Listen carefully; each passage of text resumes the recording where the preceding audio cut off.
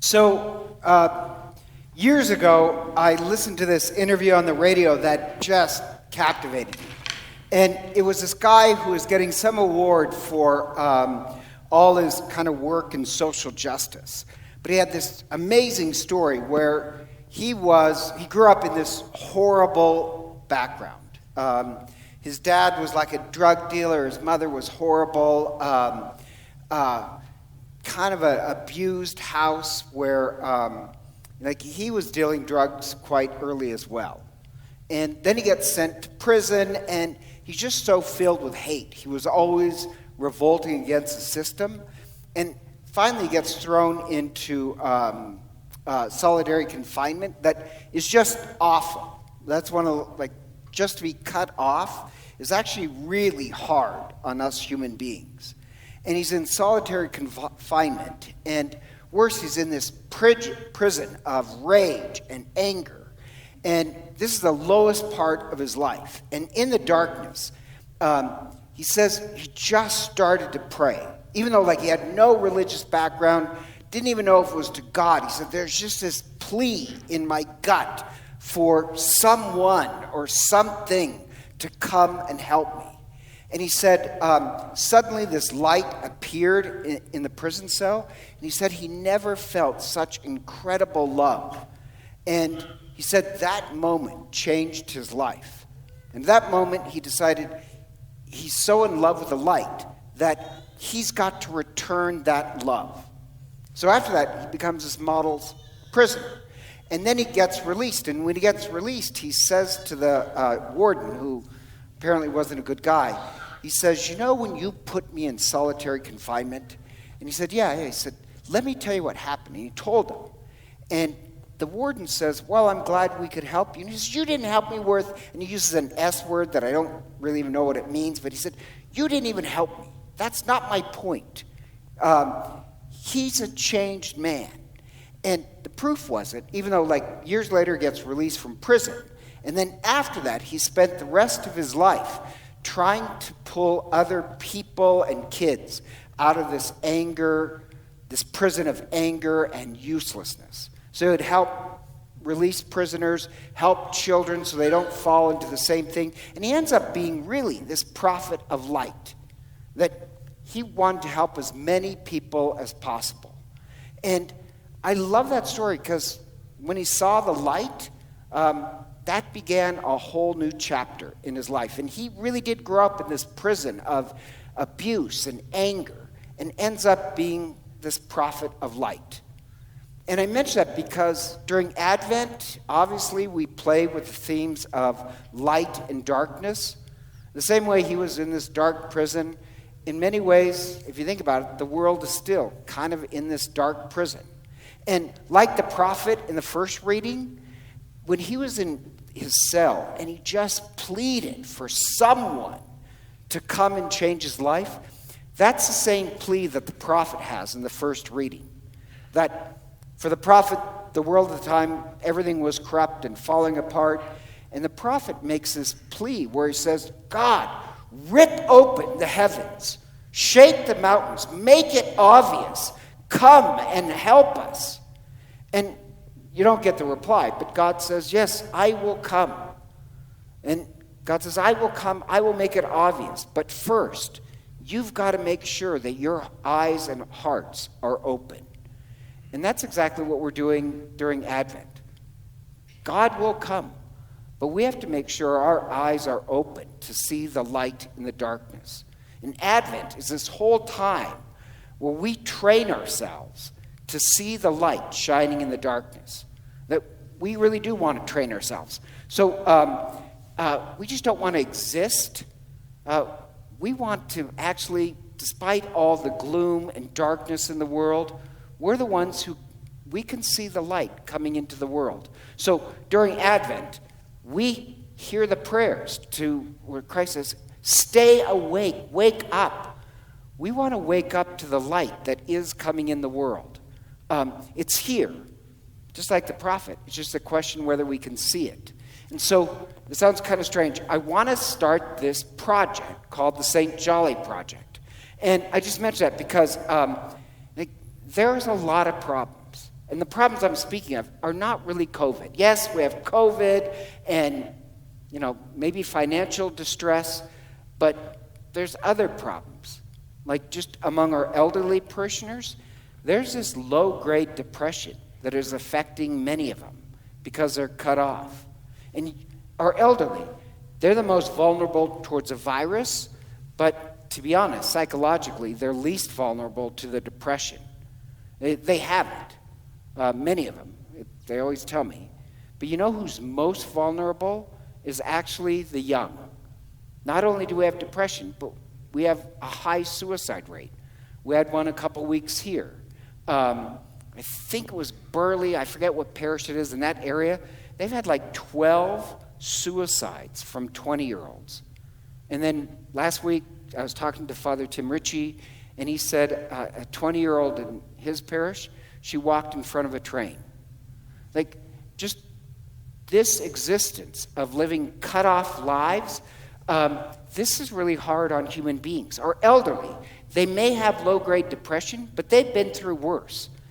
But the problem is, we live with each other's emotions. So what affects me affects you, and the younger ones are emotionally the most at risk. And so I want to do something about that.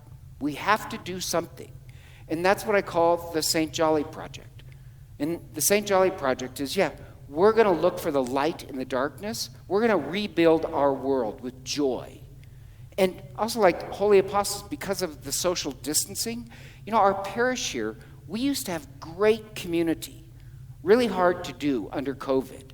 But what I'm worried about is that even after COVID, because kind of our connections to each other has withered a little under COVID, that in a few months, when COVID is over, we still we'll be lagging behind as a community. So let's do something now. We may not be able to gather together like we used to, but we can at least prepare the ground that we have a great community. And so that's kind of what the whole St. Jolly Project is. When COVID first started, or a while ago I did the Gagora Project, GRIT. We want to be a tough community. But now we only have a couple more months to go through COVID, so let's finish it with joy. And that's what I mean by the St. Jolly Project, that we're going to look for the light. And we're going to start rebuilding our community now. Because as I said, it's really hard for human beings to live without community. Anthropologically, human beings are the species that is the most social of all. We need each other. Even biologically, people who live with a lot of loneliness, biologically their cells age faster. By that I mean the telomeres in their cell, they age faster. We're the species that survives by being a community. It's very hard to be disconnected. No hugs. The best you can get is an elbow bump.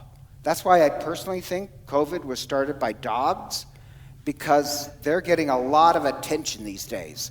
But seriously, human beings are not meant to live with a lot of loneliness and disconnection. It's terrible for us. In fact, health-wise, I don't know if you know this, but being lonely and depressed, cut off from a community, it's worse for you than smoking cigarettes or a bad diet. So my joke is, it is better to eat Twinkies with your friends than eat a salad alone. We were meant for community.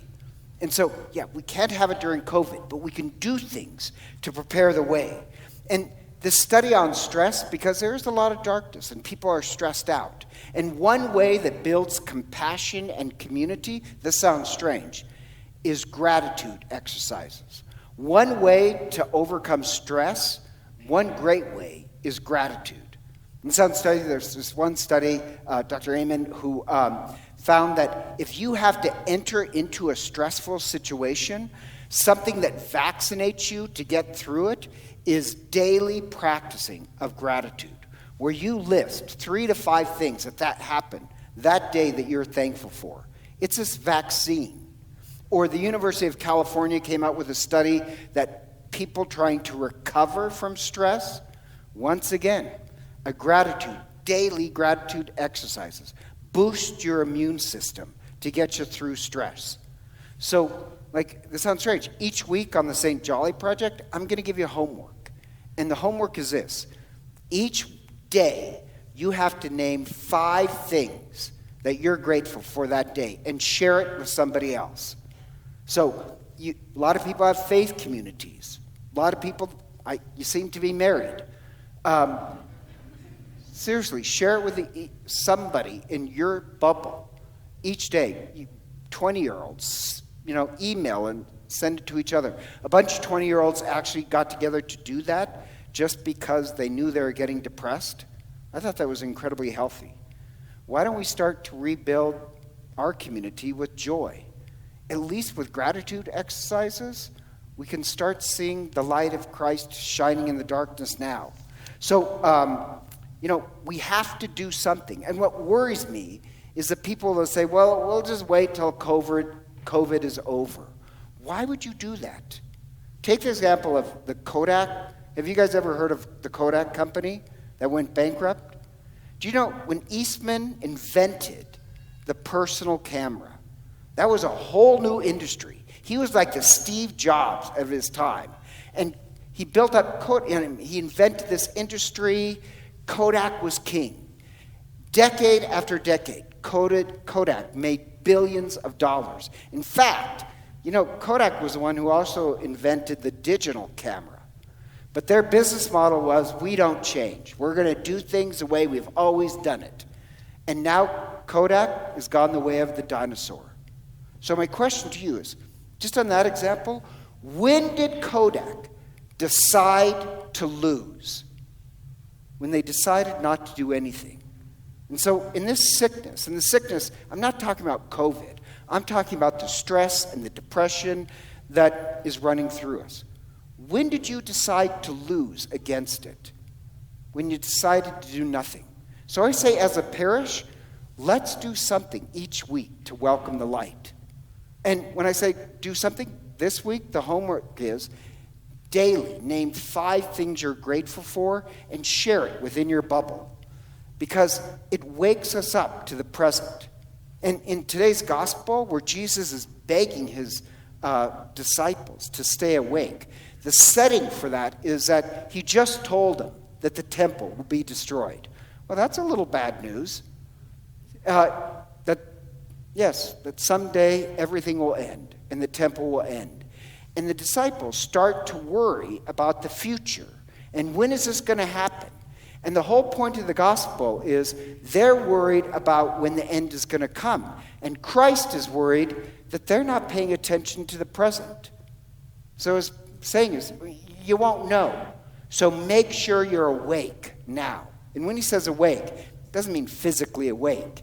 It means that your life is really mindful, that you're attentive to the presence of Christ in your midst right now.